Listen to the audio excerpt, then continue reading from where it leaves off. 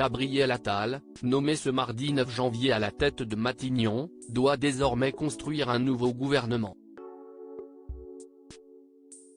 Dans cette optique, différents noms circulent en coulisses.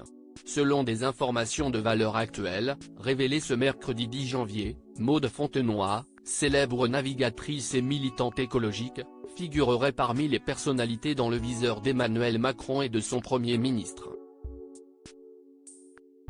D'après le journal, elle pourrait être nommée secrétaire d'État à la mer à la place d'Hervé Berville, ou même rejoindre le ministère de la Transition écologique. Maude Fontenoy est une navigatrice qui s'est fait connaître par ses exploits extraordinaires en mer. En 2003, elle est devenue la première femme à traverser à la rame l'Atlantique en solitaire, et 2 ans plus tard, elle est la première à traverser le Pacifique. La maman de 46 ans est également très engagée dans la sensibilisation à la protection des océans et à la préservation de l'environnement.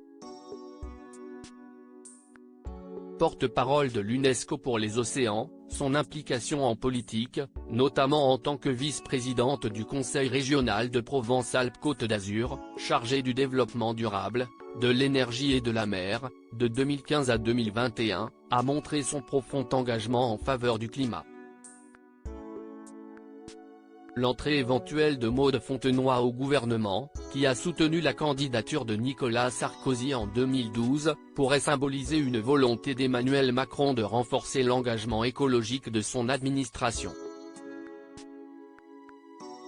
Emmanuel Macron fête Noël en Jordanie auprès des soldats français. Maude Fontenoy, s'y est en apprenant à aimer ce milieu que l'on fait naître l'envie de le protéger. Dans les colonnes de gala le 8 décembre 2022, Maude Fontenoy évoquait sa manière de sensibiliser ses 4 enfants à la cause climatique. Les nouvelles générations sont très sensibles à ces problématiques. Il y a une vraie connaissance des sujets et un engagement. La sensibilisation passe par s'interroger sur ce que l'on mange, quels sont les déchets que l'on laisse derrière soi. Mais c'est en apprenant à aimer ce milieu que l'on fait naître l'envie de le protéger, expliquait la mère de 4 enfants. Crédit photo, Raphaël Lafargue-Poul.